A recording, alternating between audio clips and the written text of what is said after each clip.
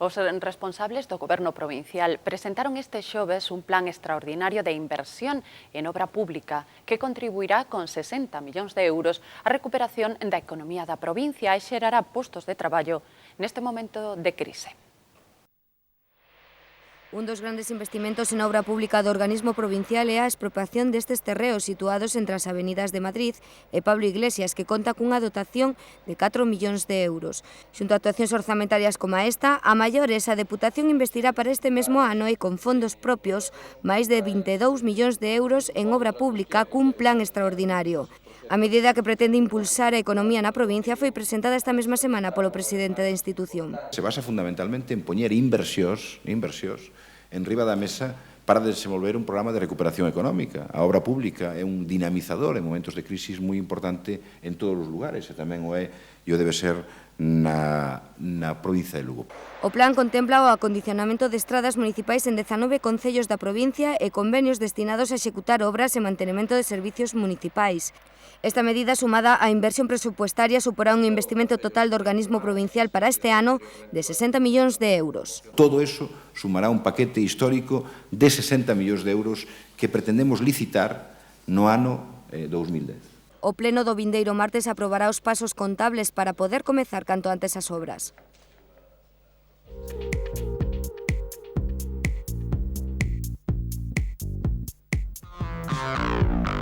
A Deputación de Lugo organizou unha xornada informativa sobre un concurso para dotar de banda ancha os concellos e a propia institución provincial.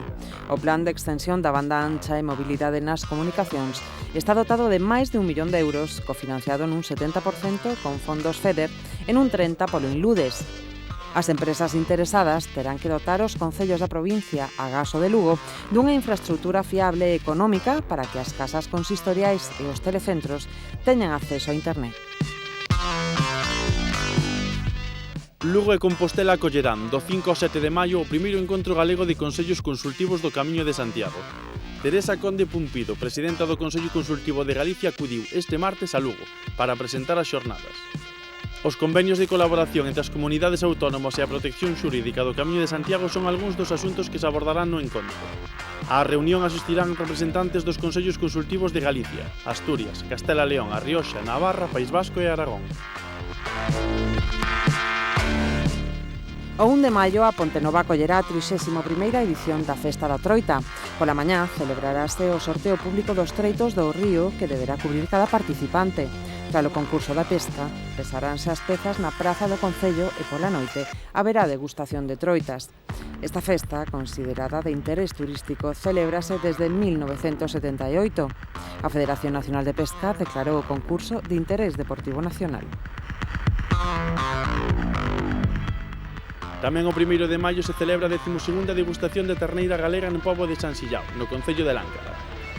A festa gastronómica que comeza ás 11 da mañá inclúe actuacións folclóricas, exhibición de maquinaria e concursos de gando vacún e cabalar. O xantar será ás 2 da tarde.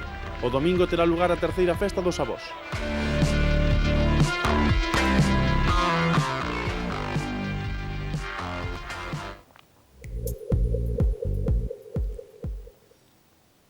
Unhas 300 persoas fixeron un treito do camiño primitivo o seu paso por Lugo con quilómetro cero a Compostela. As cantereiras de Ardebullo e o humorista de Xove Roberto Vilar acompañaron o grupo de amigos de Facebook Son de Lugo e non o nego na terceira camiñata que se organiza para promocionar as 4 rutas xacobeas que atravesan a provincia de Lugo. Co lema impreso nas súas camisetas, os amigos do grupo de Facebook I'm From Lugo xuntáronse no centro de cestaría do Río Rato para iniciar un percorrido polo camiño primitivo que os levaría ata a muralla. Hai que reivindicar que somos de Lugo e hai que hacerlo saber, que para algo estamos orgullosos de nuestra ciudad. Que contribuye el ayuntamiento, la diputación incluso, o sea, es una pasada. Yo de hecho, mira, llevo lo de kilómetro cero. Somos de Lugo e non nos negamos. Os membros da rede social incorporouse un trío singular, as cantareiras de Ardebullo e Roberto Vilar. Lugo sempre dis, Lugo para comer. Entonces dixen invitarnos a comer, pero non, poñenos a arder da mañán a andar. Digo, estou reventada que non podo. Que iso non podo, pero estivo moi bonito, Eu non podo. Roberto si cantaba, Dios mío. Sí, no, está encantado de facer estes 800 kilómetros que... Bueno, pois... A verdade é que fíxose pouco. Sí, fíxose pouco. Antes do paseo,